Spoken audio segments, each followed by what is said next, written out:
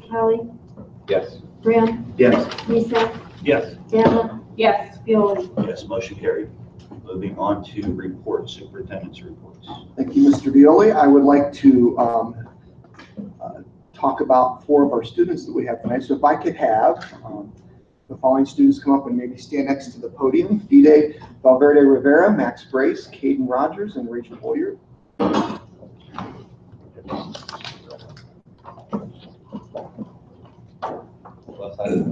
Right there is fine. Perfect. So everyone can see, we can put you on camera so you guys will be on TV. Make you a little nervous.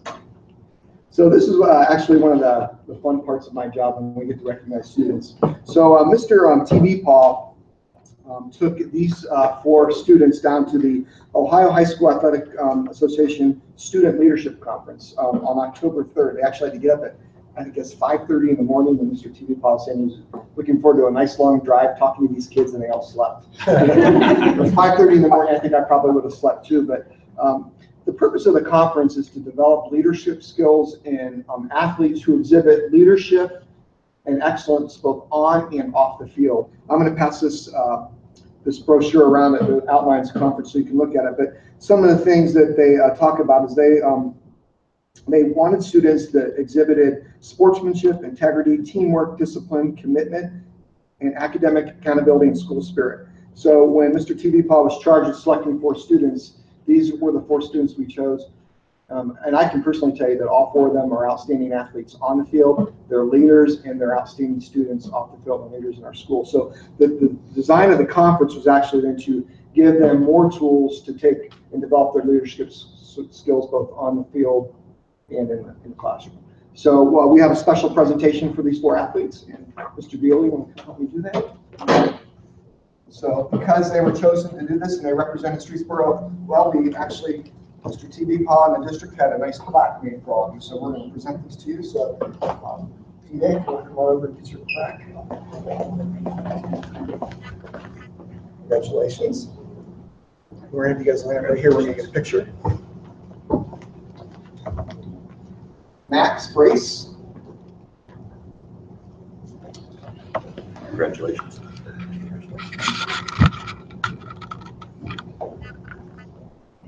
Caden Rogers. Congratulations, Steve. Congratulations. And finally, Rachel Boyer. Congratulations.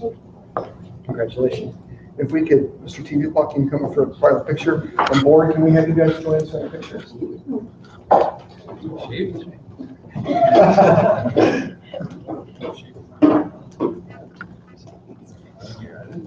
I'll get over with you. I'm going to come over here instead. Email squeeze this all in here yet? All right, let's give these ladies and gentlemen a round of applause.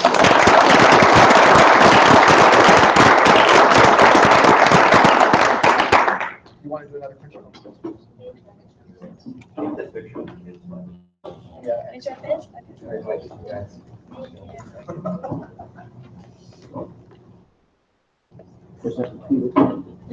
Ready?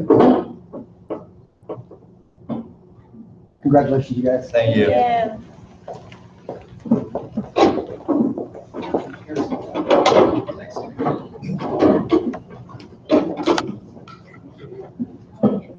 And students, the board will not be upset if you wanted to sneak out now, but you're welcome to stay for the meeting though. So either is fine. It's totally fine if you want to sneak out now. Giving you your out. Here's your chance.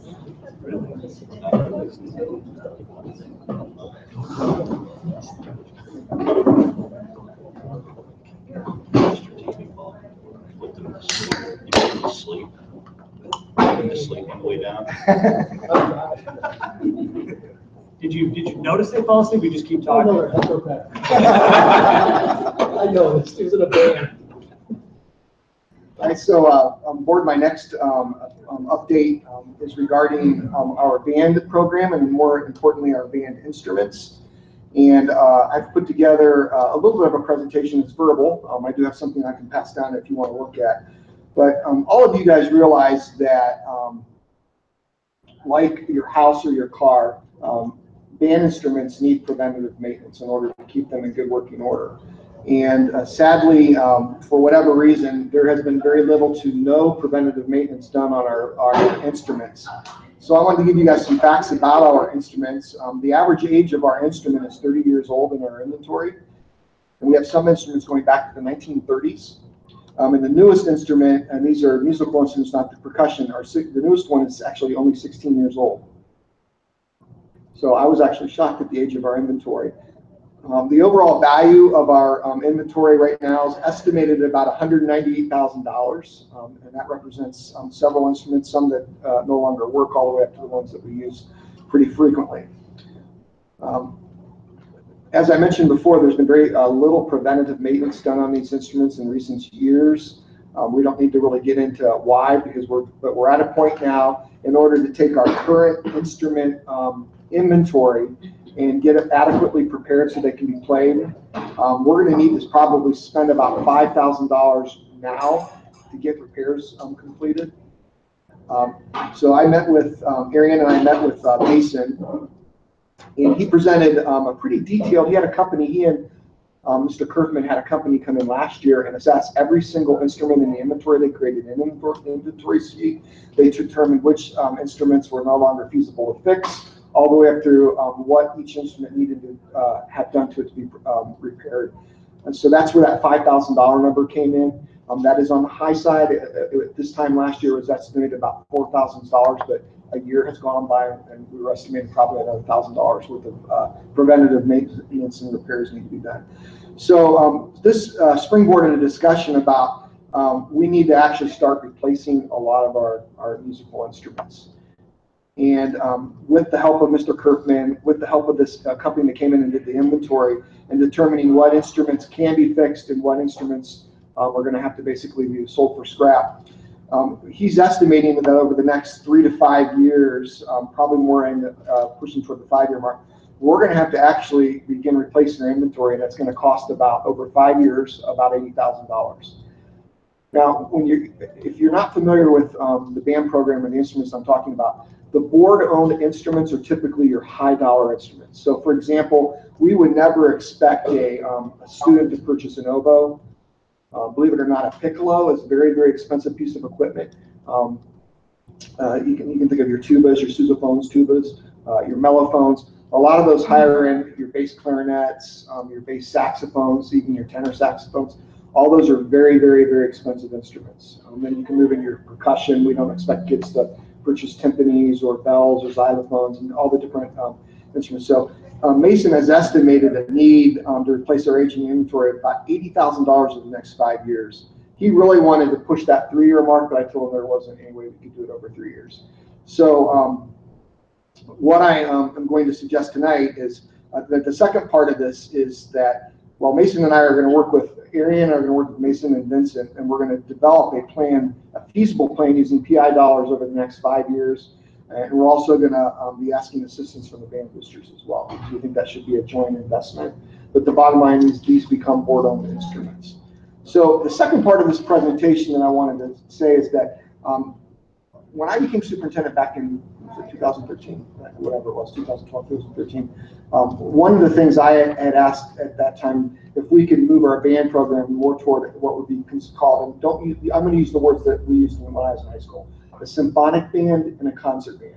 Your symphonic band typically is a band that the students try out for, because we have two different types of musicians in our band. We have kids that love to be in band, but they work, maybe they're in sports, so they don't dedicate a ton of time to the refinement of their music. Then we have a group of students that practice every night. They take private lessons. They enter their own contests.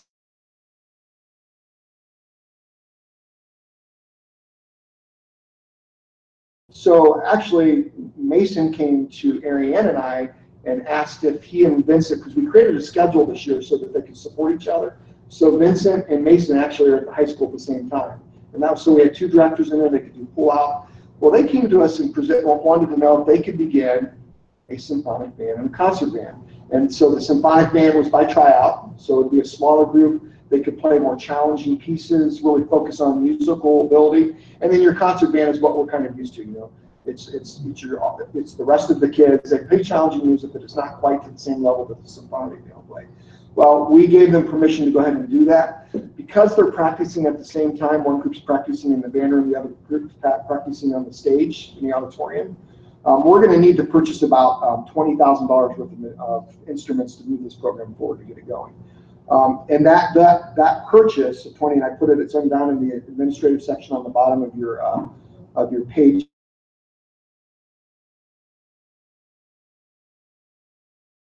Needed to purchase and replace.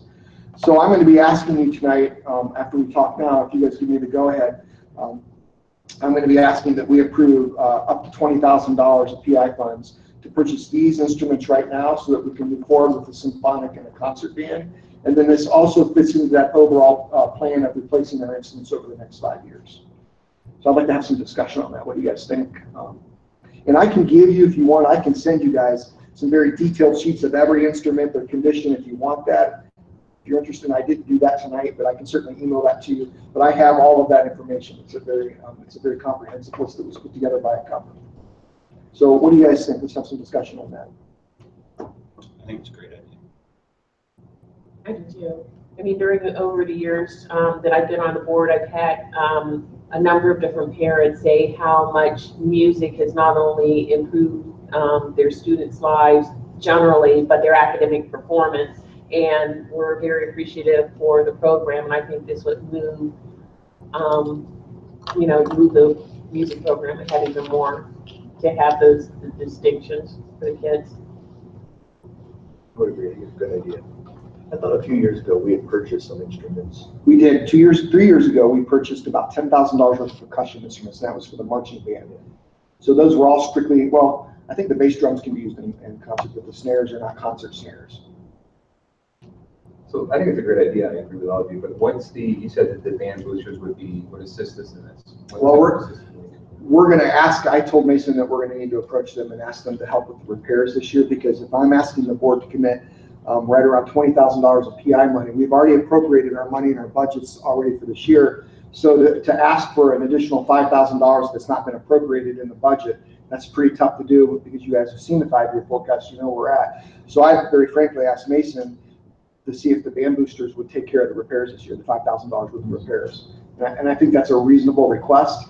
Now, I would say though, that in the future, we need to appropriate money. We already do appropriate money to the band program for repairs, but we're going to talk to this company and get on a preventative maintenance plan that they'll come in every year and do preventative maintenance. And I do believe that that's a school district responsibility. So I think for this year, our money's already appropriated. We want to use PI dollars to purchase new. I don't think it's appropriate. I don't think we can even use PI dollars to repair, I wouldn't think. And I think it's a reasonable expectation. They can say no, but I think that they'll support us in this. We haven't talked to them, but about $5,000 worth of repairs, I think it would be appropriate to ask the band boosters to cover. So right now, we don't have any type of a system in place that somebody comes out and repairs the... Right now, we are for the last several years, at least since I've been in Streetsboro, we repair things when they break.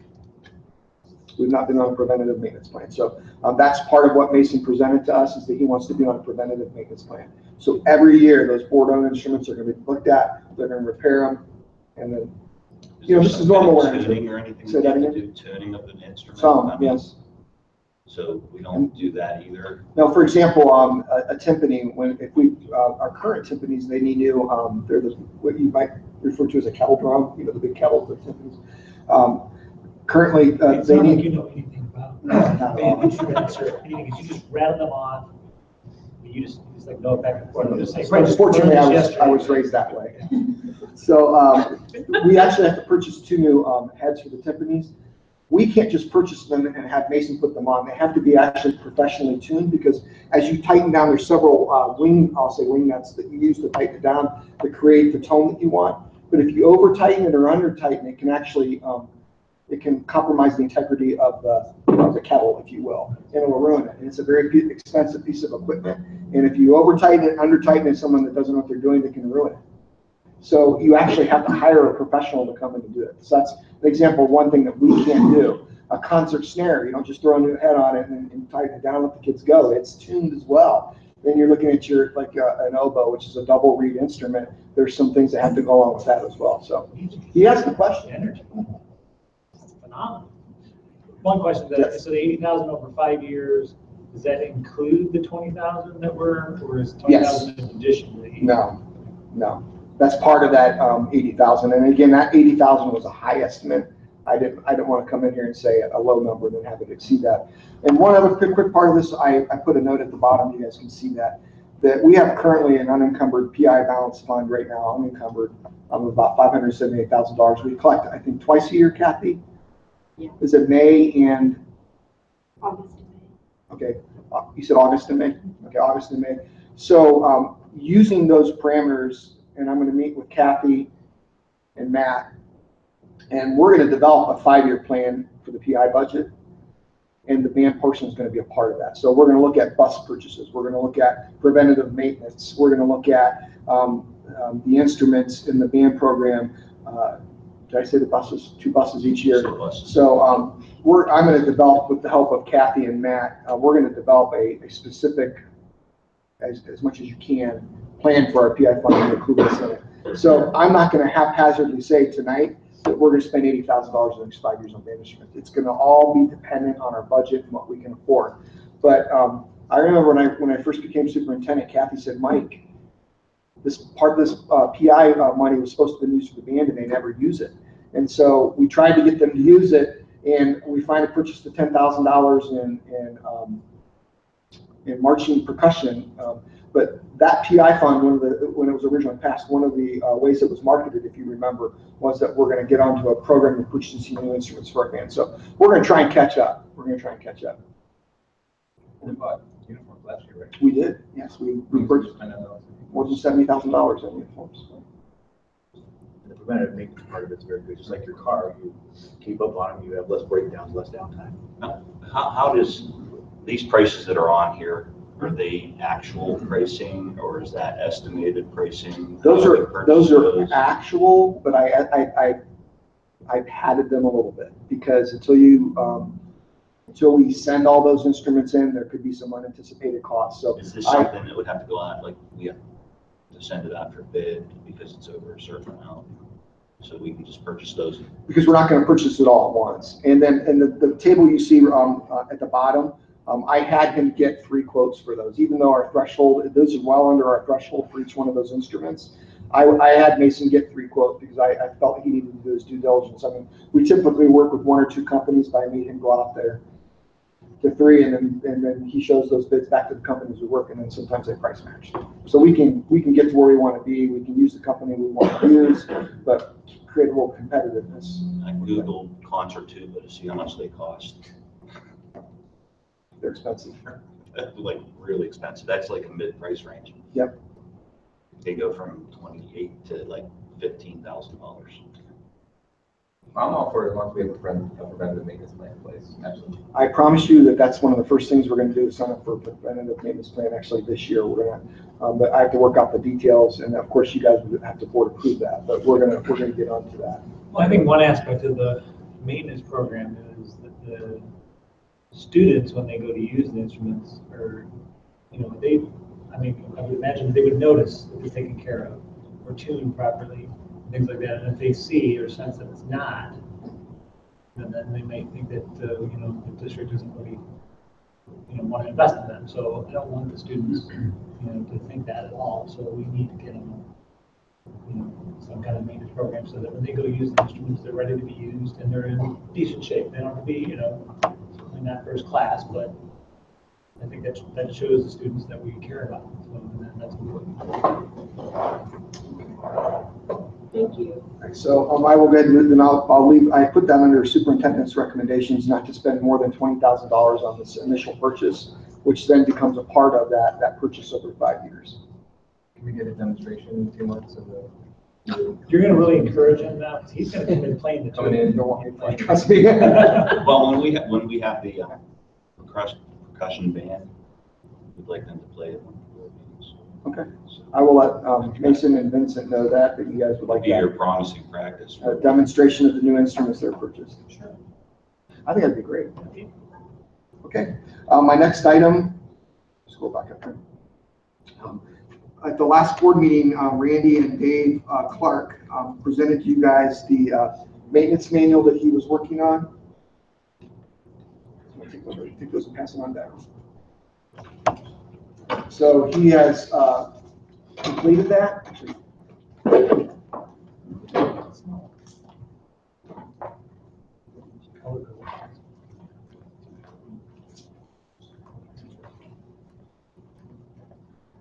so this represents, I'm going to call it a working document, a living document.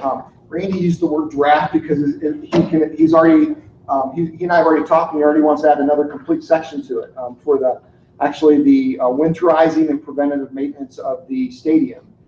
He and his crew, along with Hunter Plumbing, they actually, Todd took us through on Tuesday the complete winterizing and closing down of the Streetsboro High School Stadium, and it was quite a process. So they took pictures, they took notes, and that's going to be an addendum that's added to the last part of this notebook. But you can see Randy and his group have taken quite a bit of time to create this preventative maintenance manual. So one of the things that we talked about was, how do we know these things are being done? So Randy and Dave are coming up with a system of checks and balances to make sure these things are done in a timely manner. And Andreas is going to, a part of his presentation, he's going to talk about a program that he's going to roll out. I'm not going to take anything away from his presentation, which helps support this. But one of the things that we're considering doing is actually issuing an iPad to all of our custodian and maintenance workers, and they'll actually be able to receive monthly to-do lists where they'll actually have to go in, they'll do it, then they'll have to sign off using an iPad with them, that's inventoried online, so that we know this is being done, these things are being done. You guys have heard me say probably 100 times that probably before Randy came on, we were more in the habit of just fixing things when they broke. Randy has been working really hard for several years now to create a preventative maintenance program. And so this is what this booklet represents. So we wanted each of you to have a copy of it, so you could look at it, you can take it home and read it. But the next step in this process is we're going to digitize this and probably use iPads and some sort of Google product in order to keep track of all the maintenance in all the buildings, all the different areas. That's a great idea. So is there any comments or feedbacks on this process of the manual? I know Randy put a ton of time into this. Yeah, a lot of work. It's good. Well, and Andreas, like as Mike mentioned, I don't want to take away from what Andreas is going to present, but we're going to populate these, either the tablets or whatever it's going to be for each. So all that will be populated. So there's daily, annual, weekly inspections that go on. In addition, in the back of that manual, you'll see the external inspections that are done by companies outside of our EDC, like training, particularly with the new buildings, because they're really infiltrated in what we're doing now.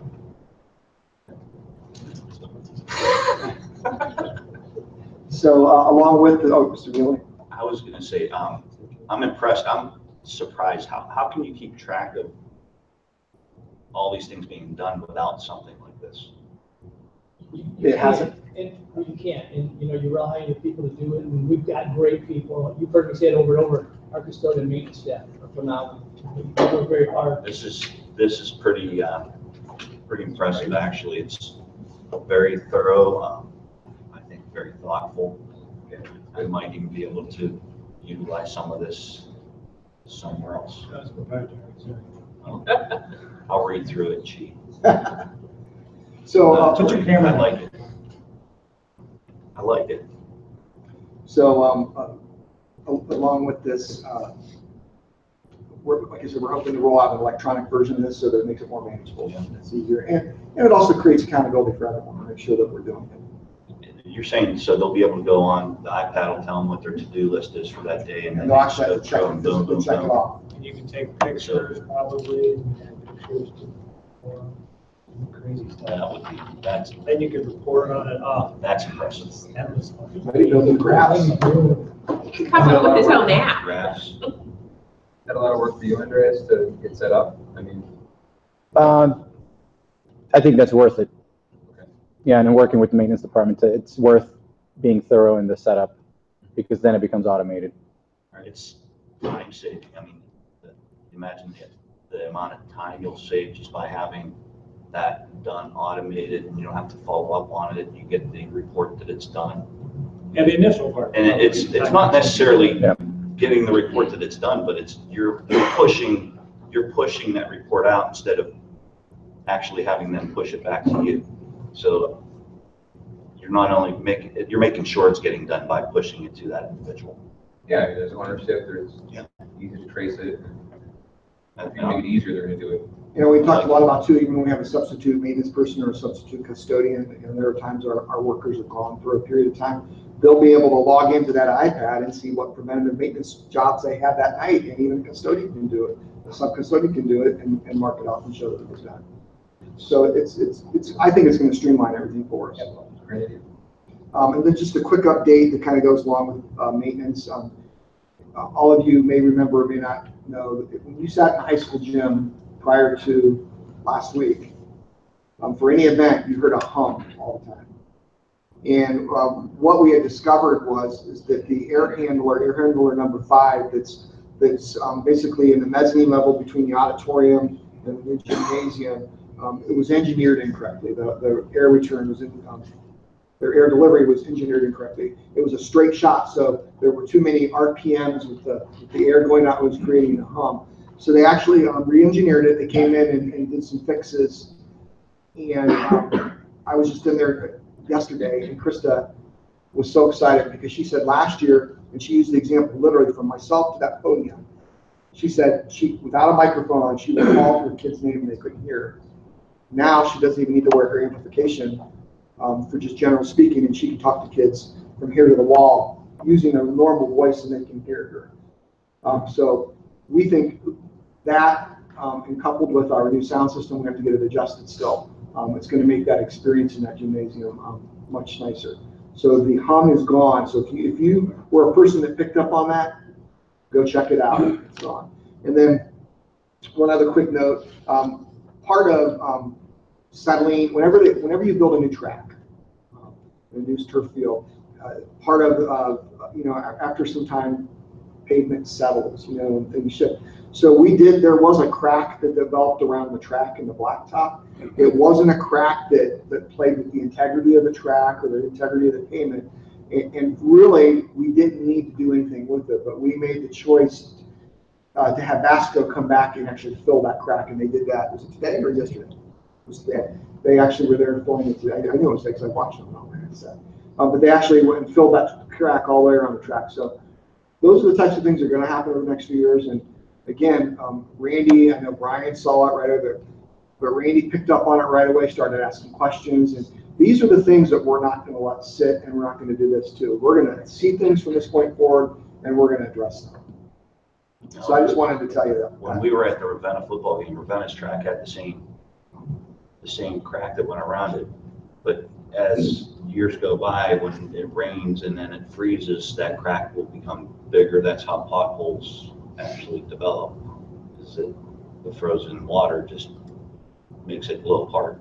So with that being sealed, we should have a really good surface for a long period of time. And Vasco actually said they didn't, they deemed it as not needing to be filled. But because of what you just said, we talked about it in a coordinator. It was like, no, we don't want freezing involved. We want this track to be brand new looking next year. We want it to be brand new looking the following year. So, it was at the district's expense. It wasn't a huge expense, but it was good money spent. So we had that crack filled. So I wanted you guys to know that this is the type of stuff that Randy brings to the table now with maintenance. We're not letting things just sit anymore. We're addressing them if it's appropriate to be addressed, and we're doing it right away if it needs to be. So hats off to Randy and his crew. They're doing a nice job. So any questions for Randy on the maintenance side, the maintenance manual? Okay, and then finally, Page 7, section D. That one. Good job, Randy.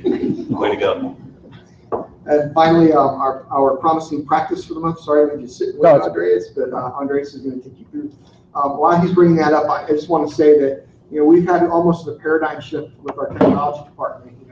And when we hired Andreas, and Andreas spoke to you guys at one of the board meetings, he talked about how we're really shifting toward a mindset in technology of how can technology support instruction in classroom and the curriculum. But there's another part of technology, and I think that's what Andreas is going to focus on. So we're really Andres has been with us for what, 4 or 5 months now, even that, and he's moved us forward leaps and bounds. I mean, it's just amazing. He's making my head spin sometimes. But Andres, I'll hand it over to you. Well, thanks. So I'm excited to be here again, presenting a promising practice. One of the things that is terrific about working in Streetsboro is that I get to do some of the things that I'm really passionate about.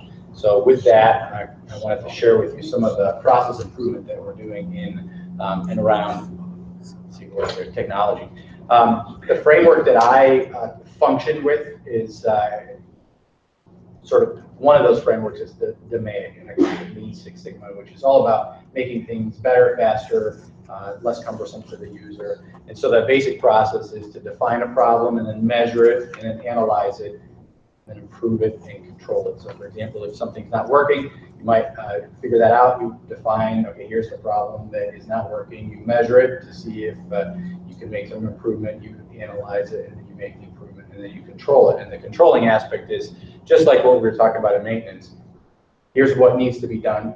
Here's a preventative maintenance protocol, follow it, and then off we go. And then you kind of continue that cycle over and over and over again. So that's how I function with most of the things that I do. Sometimes this cycle is very quick, so it doesn't have to be a 6-month process where you try to sit down as a team and a committee and define things and analyze data over time. Sometimes it can be 5 minutes, like this is not working right, we need to change it, off we go, and then you make improvements. Sometimes it's even faster than that. But the general framework of sort of thinking like this is a little bit like the scientific process too. You know, there's a way to go about improvement. So I wanted to share some of those projects that we're doing, starting with, and you know this already, but for the benefit of everyone else in the audience, the email services, that's something that I noticed right away was probably not working as well as we needed it to work. We did some basic measurements in terms of, how well does it work? And sometimes it would hold on to email for minutes or days and not release it to the user. Our email server has been down for 5+ days during the fall semester, which is just not acceptable. So we're making the improvement and moving over to Gmail starting in the spring, and we're hoping for a 99.999999% uptime. So Google's downtime is counted in minutes a year. So we're excited about that. So that will be a big improvement. And then we'll monitor that, make sure that it works. But I have no doubt that it will work. The other one is facility scheduling. So we have a product called School Dude, and that's used for facility scheduling, for work order, and technology ticketing systems. That's one of those systems that was meant to help out and to be able to report on things that were not working. One of the initial observations was it probably was never set up correctly.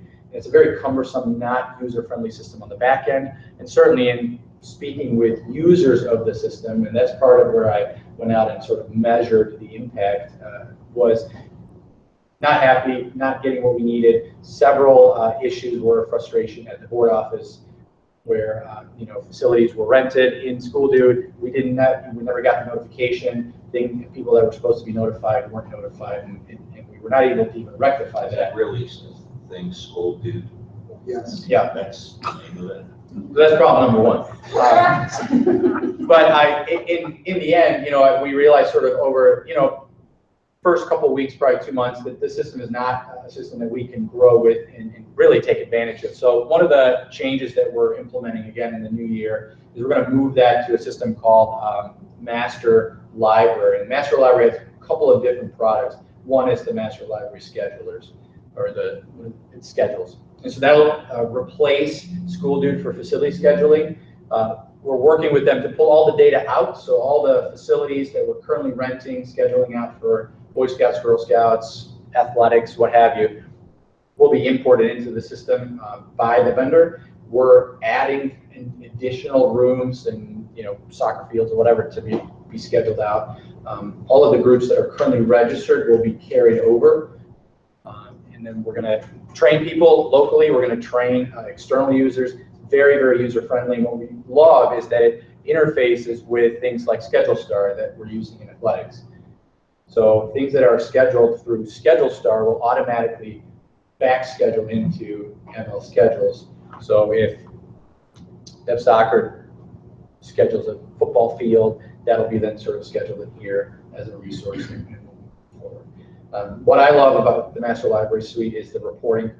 Nothing else, and I'll talk more about that for the work orders, but just very simple to use. One of the key things, and school do that we're struggling with is if this piece of equipment or this room is rented or wanted to be rented, we want that to be sort of notified to someone, and we just can't get that to work. It's not working the way we want it to work. Master Library is also about half the cost of school do, so we're saving money as we go forward.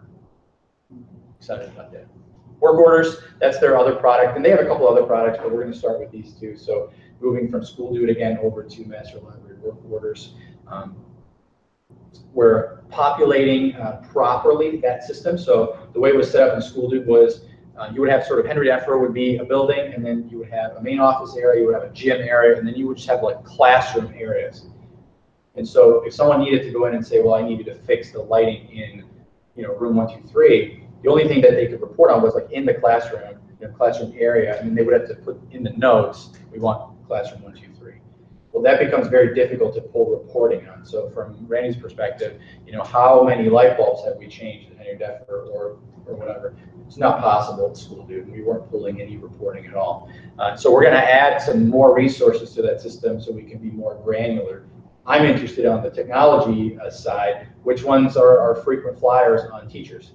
What teachers put in work orders for technology things over and over and over again for the same things that we can then result in maybe extra training for that individual so that they don't put in, I can't log into my computer again over and over, right?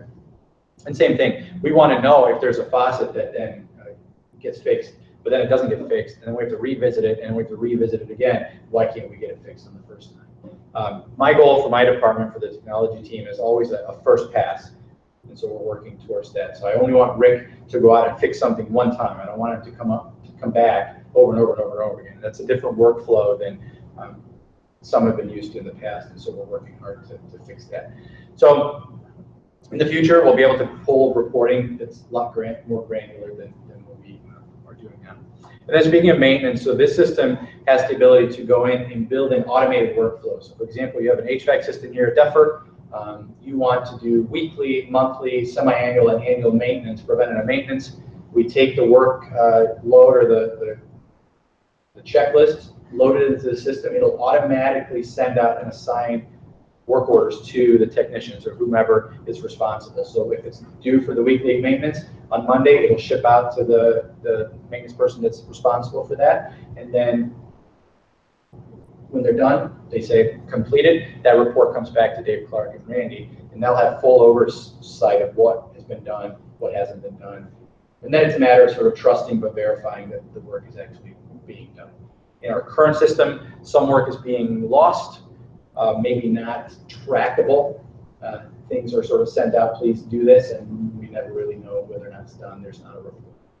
So wanted to show you kind of just this is from their website, but this is an idea of what we're shooting for, where each maintenance person, maybe even custodians, would have an iPad or some device. They log into the work order system. They can take it with them. They'll get instant notifications of new things, and then they can pull up their workload for the evening. So we're excited about that, going in the right direction. With that, we're also looking at scheduling internal resources. So we talked about the facility scheduling, and that's typically for external users and then for athletics or rooms and things like that. But we also have conference rooms within each building, media library centers within each building that we don't really rent out or have external users rent, but we want to use them internally and quite often. So the conference room over at the Tech House is one. Each building has at least one conference room. And so a lot of IEP meetings, special ed meetings take part in those. Or if central office comes out and meets in a building, we'll want to be able to kind of find a room to meet in. We're tapping into Google Calendar, and I think I showed you briefly that last time. Google Calendar has a system on the back end called resource scheduling, where we essentially just enter all of the resources or conference rooms that are able to be scheduled, and they just tap into Google Calendar. So if Ariane and I want to meet here with Lindsay at Henry Deffer, we can kind of roll through. We want to meet tomorrow from 9 to noon, and it'll show us, is the conference room available? If it is available, we book it, and then off we go. And then if Randy wants to come over and meet, and I'm just pointing at Randy because you're sitting right there, if Randy wants to come out and meet in that same conference room from 10 to 11, the conference room won't even show up because it's not available. It's already booked. That happens automatically. Notifications are sent, and it works super well. And then we have something else that I hope to share next month, but we haven't decided on, and I think it'll be kind of nice. So we're going in the right direction. Typically with conference room scheduling, you have to call a building, and then they have to find out, will someone there, and then maybe there's on a piece of paper, and it takes a long time, and it's cumbersome. So moving in the right direction. Within our technology department, our team, so that's Rick and Maureen and myself, we're working on our SOP, our standard operating procedure, by creating some buckets, and I'm helping the two of them primarily define sort of what they work on and what maybe they don't need to work on in terms of sort of workload and managing their time throughout the day. So we just have this super fancy flow chart, and I'll share the full version with you if you want, but it essentially helps them align sort of to what they need to focus on and what I need to focus on, and then also in terms of buckets of if this item comes through, who should be the primary lead on that. And I think that has helped streamline a little bit to get a better idea of what gets done. Maureen, as you may or may not know, has been tasked with a lot of stuff in the last 2 years. And so I'm trying to help her kind of get some things off her plate in order for her to go back more into the classrooms and work with our teachers on technology integration. So, and then another project that we have, it's in sort of soft launch, so it's not for public consumption yet, but it's up and live and ready to go.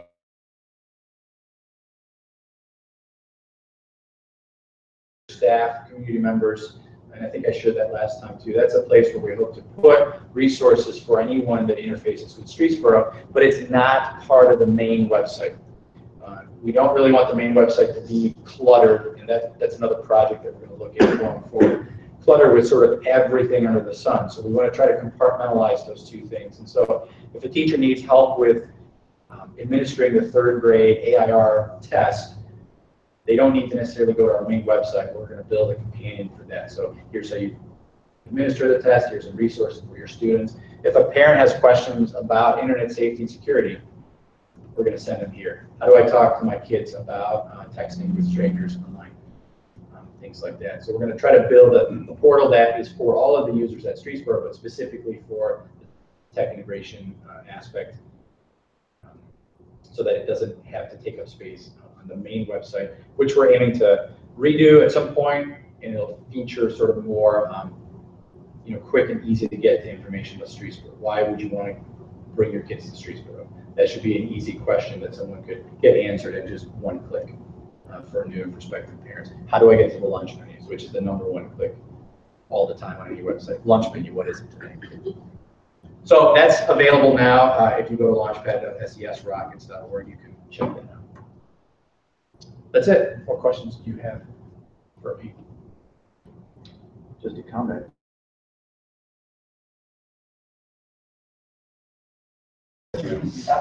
And I like this, the cooperation between the maintenance department and technology.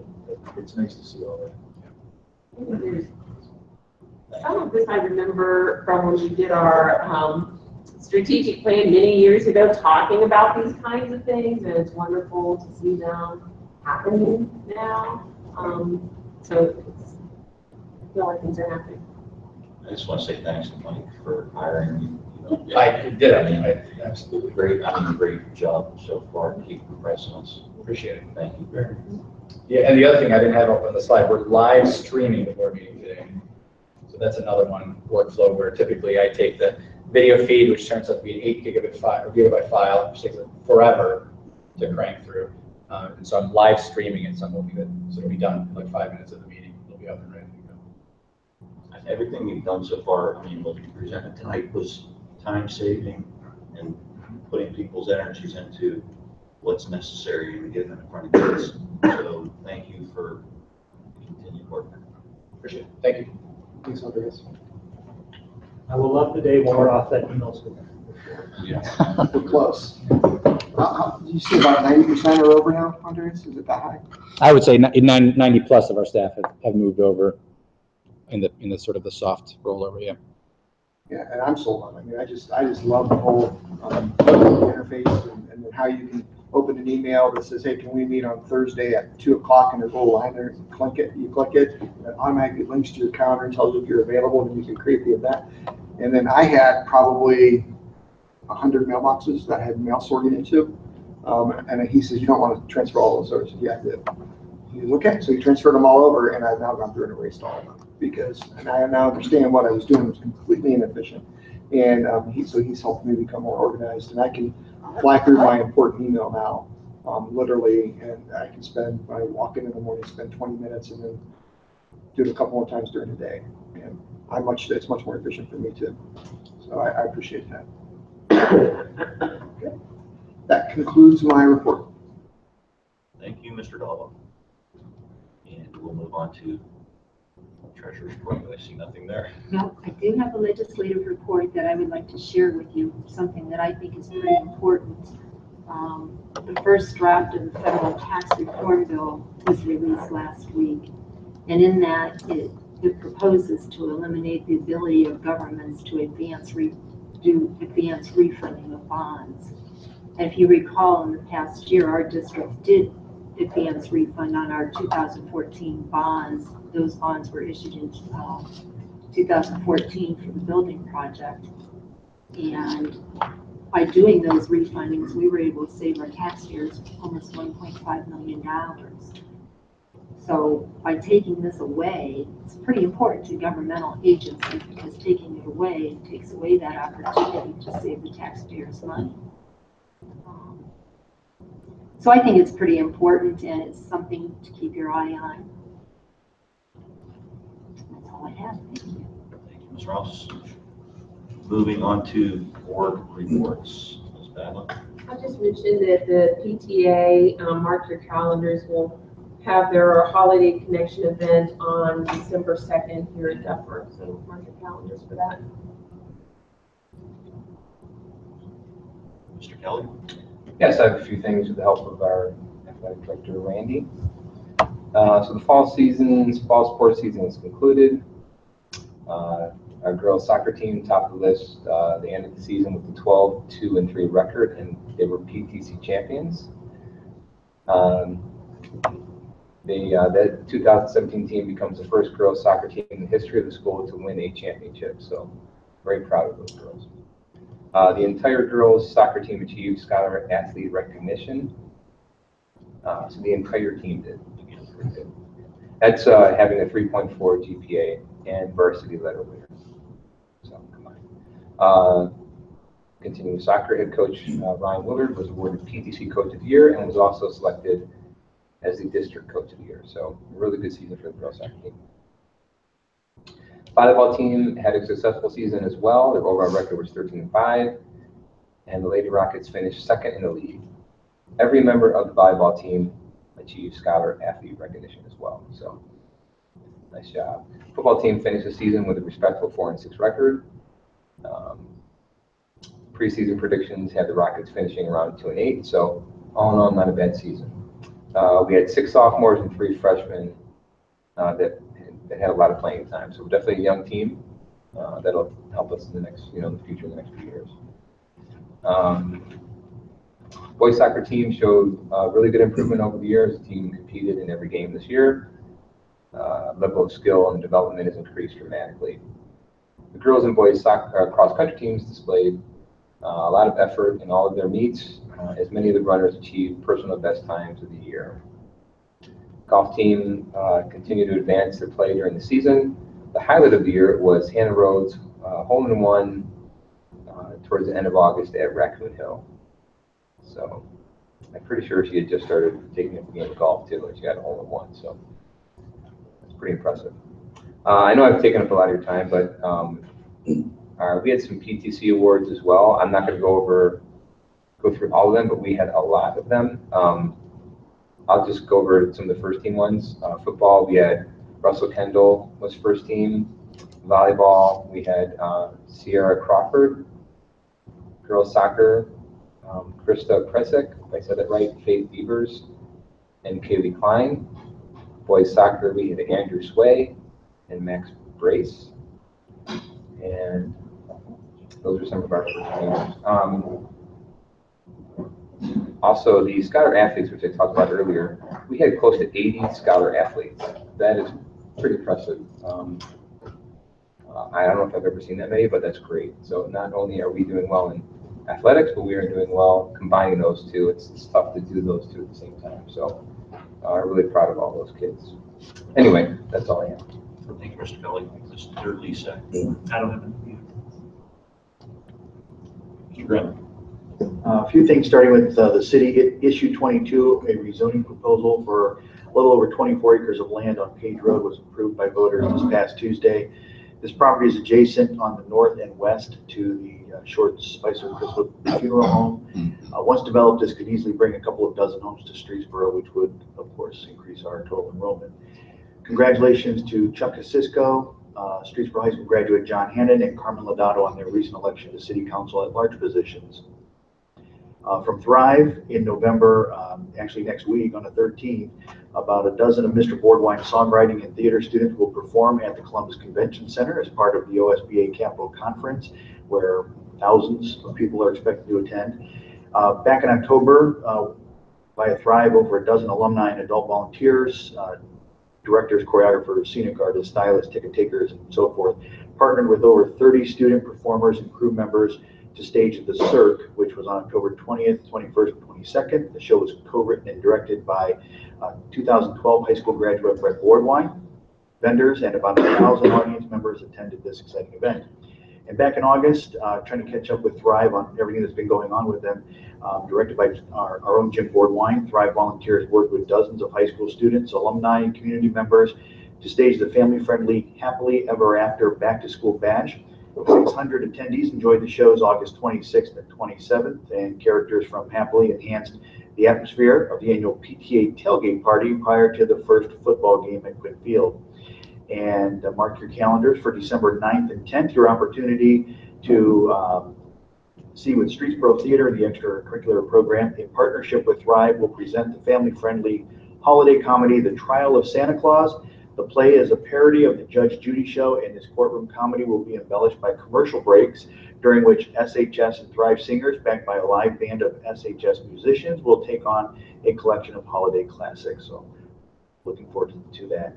Along with band, the band held their marching band concert yesterday evening. They played all their tunes that they featured throughout the past marching season, and they now move on to concert band. That's all I have.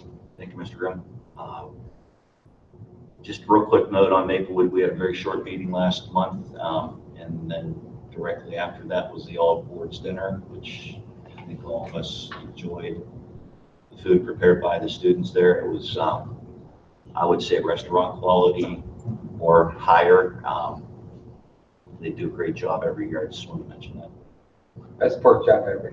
Oh, it was. Pork chop. They put a lot of professional restaurants to shame. Yeah. Put it that way. And just keep in mind, I mean, there is a restaurant there that you can go to for lunch.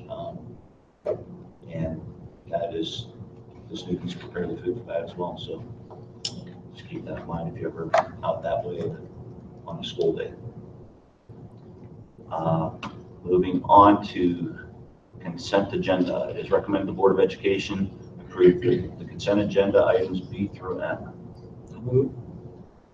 Second? We have a first and a second. Comments? Yes, we need to amend item M.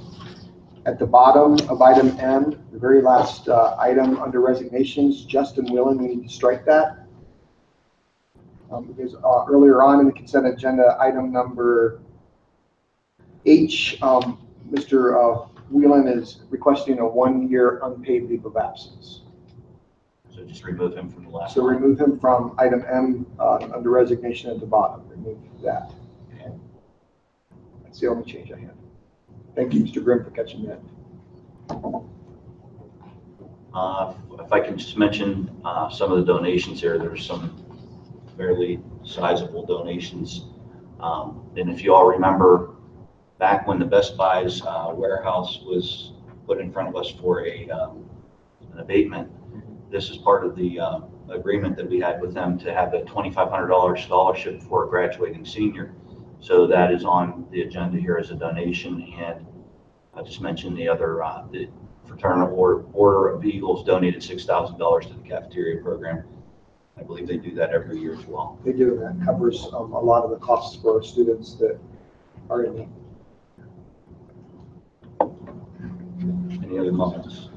Hearing none, please call the roll. Members Lisa? Yes. Grimm? Yes. Gaba? Yes. Kelly? Yes. Violi? Yes, motion carried. Moving on to superintendent's recommendations. I have several. Item A, it's recommended the Board of Education approve the purchase of the following instruments from the Permanent Improvement Fund not to exceed $20,000. I'll move. Second. First and second, This is what we talked about earlier. please call roll. Members Bama? Yes. Graham? Yes. Kelly? Yes. Lezak? Yes. Pioli? Yes, motion carried. Item B, it's recommended the Board of Education ratify the third amended memorandum of agreement between Streetsboro City School District Board of Education and Towerco, as well as the third amendment to option and ground lease agreement. I'll move. I'll second. First and second, would you like to comment? Just very quickly,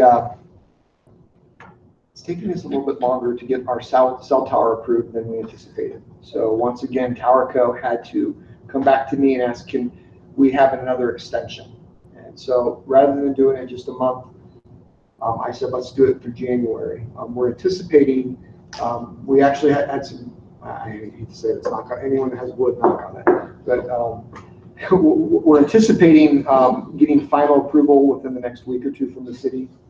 So, which will then target the cell tower being built on high school property. We're going to push to December because it's to our advantage, as I mentioned before. The colder the ground is, the easier it is, and less damage you do. The pavement, if they damage the pavement, tower costs to replace it. So it's to their advantage to wait till it's colder as well. But the cell tower looks like it's going to finally happen. So just keep your fingers crossed, knock on wood. But the reason we did the amendment to the actual ground leases, they gave us an additional $500 because they keep asking for extensions, so they felt like a $500 check to the district would be appropriate since you guys are graciously continuing to renew the lease. And as I've mentioned before, I'm proposing that we take the monies, the revenue generated from the cell tower, and put that into that stadium fund that we've created from the naming rights. Mm-hmm. So that fund then will help support any additional needs in the stadium, if the track needs repaired, if the field, whatever. So it's going to help support that, so that I'm not coming back to you guys in 5-7 years saying, this needs replaced, can you pay for it out of general fund? We're hoping to have a pot that starts building. We'll start getting that money whenever it gets built, right? Correct. Actually, as soon as the tower is actually already in the warehouse. So as soon as it goes up, we'll receive a check for about, if I recall correctly, right around $150,000. That's going to help. That's going to help a lot in a lot of other ways too. I mean, your cell service is going to improve in that building, outside of that building, the community around it is going to benefit. T-Mobile is the primary leasee. Yeah, and then Verizon's already ready to sign on, but the tower has to be built, and T-Mobile has to establish first, and then they've already got Verizon saying we're ready to go. So we'll benefit from that as well. We'll receive royalties monthly from T-Mobile and royalties monthly from anyone else that signs on. So You said we're waiting on the city. yes. What's the delay? Your new cell tower, your old cell towers used to have buildings that housed all the equipment. With technology advancing the way it is, it's now literally a pole that comes up out of the ground with a plaque, almost like a placarded sign, and they mount technology to that. Because this is new technology, and the city approved old technology, and they did their last cell tower, I'm really watering this down. They wanted engineered plans on this little thing that was about 6 feet tall, it looked like this. And so we've been arguing for about 3 months on the plans for this thing that looks like this. Actually, it's been more than 3 months. So the plans for that small piece of equipment, if you will, are done. So we believe that the city's engineer is satisfied with that pole and flat piece of steel are adequately designed. And the cell tower will go up. I think it's similar. The new technology, I think it's similar to what they have at the cell tower over on 303.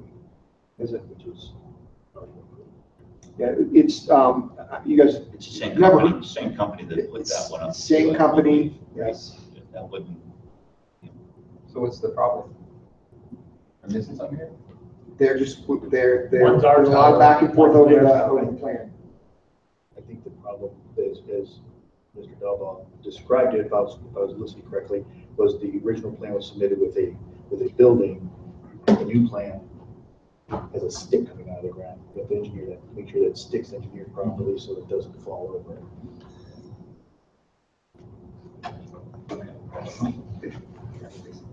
Just making sure.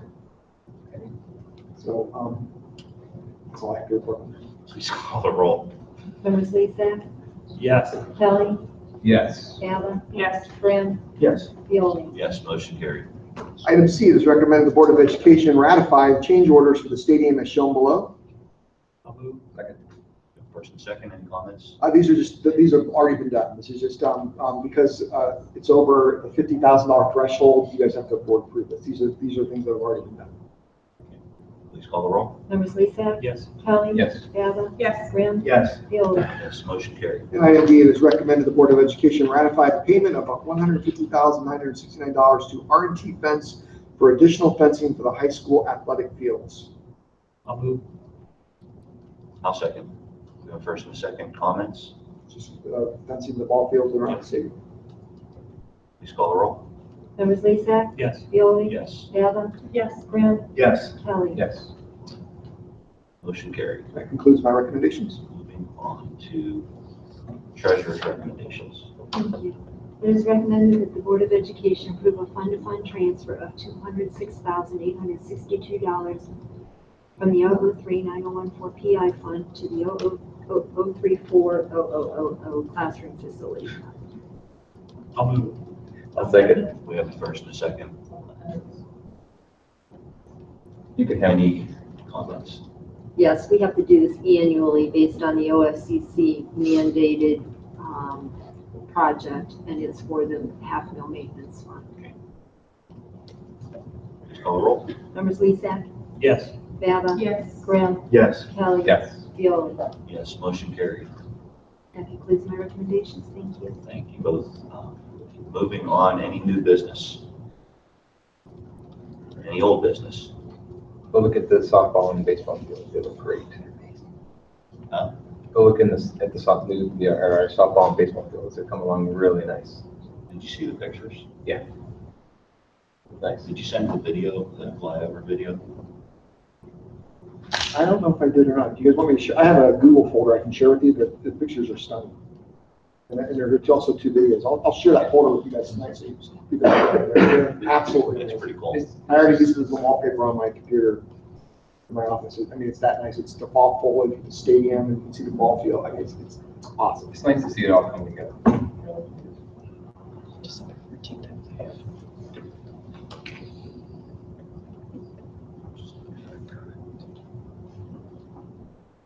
I think we're, Experiencing technical difficulties. yeah, Most likely user error. it was a user error.